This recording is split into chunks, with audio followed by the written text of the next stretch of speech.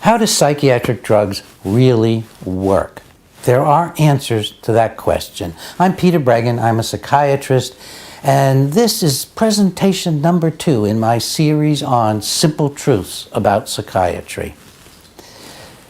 In my first presentation, I talked about biochemical imbalances and how psychiatric drugs actually create them and disrupt brain function.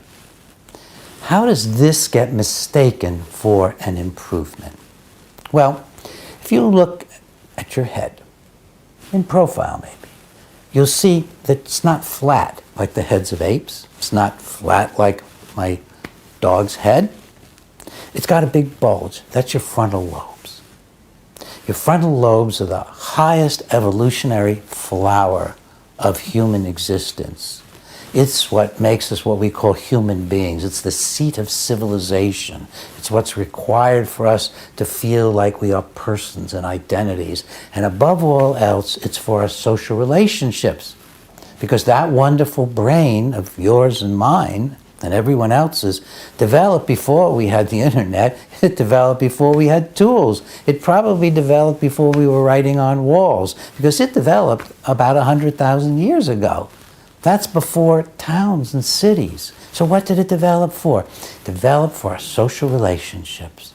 And our social relationships are so complicated and subtle and marvelous and at times destructive as human beings that it took all of our brains to become who we are as persons, social beings. Every single psychoactive substance disrupts that function. There's no drug to put in there and make it better. They all disrupt that function. So why do we think that they're helping? If you drink a couple of beers at night and it relaxes you, maybe helps you sleep for a few hours, what's going on? Your brain is being sedated. It's being shut down. It's being slowed down. That's not an improvement in function. It's actually a harmful dysfunction. For example, if you all of a sudden had to do something important, if I'm a psychiatrist, as I am, and I'm going to answer the phone and I have a distressed patient, do I want to have 2 beers under the belt? Of course not. I need my frontal lobes functioning. And I hope my patients' frontal lobes are functioning, which is, by the way, why I don't start people on psychiatric drugs.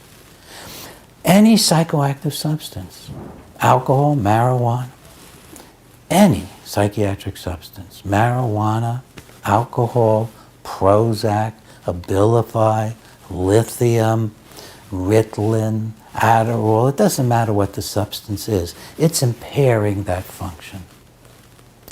Well, why does it seem like it's helping? We already saw that it might seem like it's helping if you want less function at night and you just want to have yourself pressured to go to sleep. It's an abnormal state, pushed into sleep by a sedative.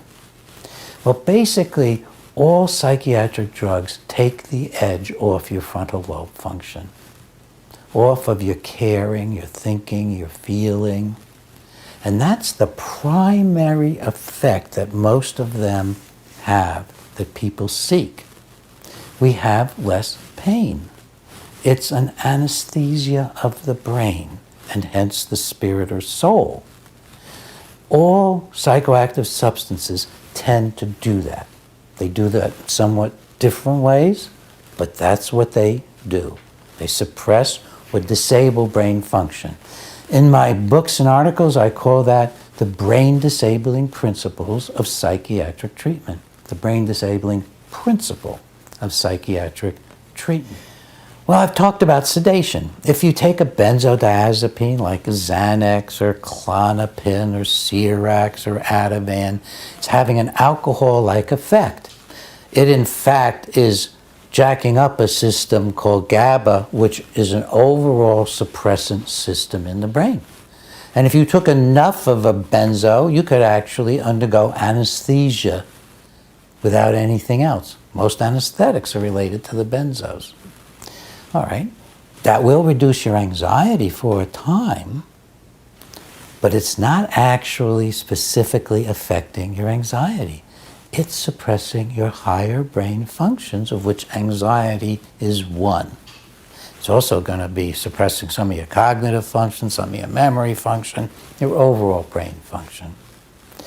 Let's say you're taking, and I hope you're not, Abilify or Seroquel or Risperdal or Zyprexa, one of the so-called antipsychotic drugs. Well, there's nothing antipsychotic about them. We don't know how to pluck psychosis out of the brain.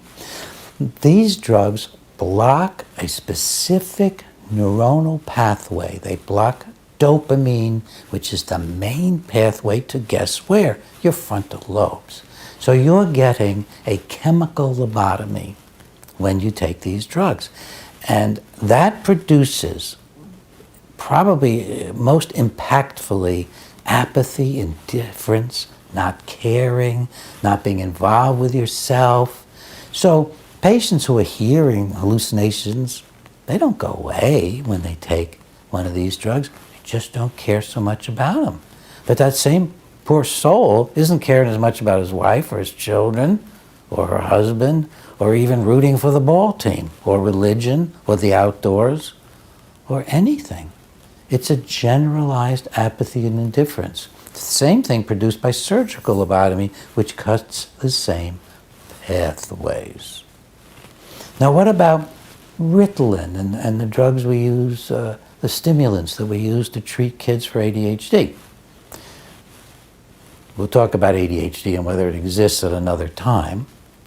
But we know exactly how these stimulants work because there are lots of animal studies showing that stimulant drugs cause animals to, again, be crushed in their spontaneous behavior. You can actually measure in an animal that, like a chimpanzee, it won't explore as much, it won't run around as much, it won't groom as much, it won't hug as much, it won't kiss as much, it won't fight as much, because there's a suppression of spontaneous behavior. And because of an effect on the basal ganglia, there's an increase in compulsive behavior. So there's an increase in compulsive behavior. Well, if you take this animal and put him in a cage, he looks like a much happier animal because he's not trying to escape, he's not trying to do anything, and he's doing compulsive stuff like chew on the bars or pick on his skin. That's what we do with our children in our classrooms. We turn them into good caged animals by giving them a drug that disables their brain by suppressing spontaneous behavior and causing obsessive behavior. So they might copy real hard from the board, but they're not learning anything more. It's going to be a special Simple Truths about psychiatry to talk more about stimulant drugs and ADHD. But what I want to leave you with now is that if you're getting an effect from a psychiatric drug, it's a disabling effect. It may have even started with euphoria, because that's another thing that can happen when you hurt the brain. You can get apathy and indifference, you can get sedation, but you can get a temporary high. And many patients who just continue for their lives searching for that high again to feel better than ever on a psychiatric drug. That's usually the newer antidepressants, the SSRIs, like Prozac and Celexa and Zoloft and so on. And in fact, if a patient goes into a doctor's office and says, I'm feeling better than I ever had these first couple of weeks on Prozac, the best I've ever had, that's not a good sign. I mean, think about it. Is that good? That you've taken a drug and now you're reporting you feel better than ever than your whole life? You're not saying, I'm closer to my wife and children or my husband, I've been more creative, I've finally dealing with work in a more responsible fashion, I've given up drinking, I've really taken responsibility for my life. No, you're saying, I'm feeling better for the first time in my life due to the drug. It's actually a very bad sign. It often is the first stages of mania, which is frequently caused by these psychiatric drugs. So don't be fooled.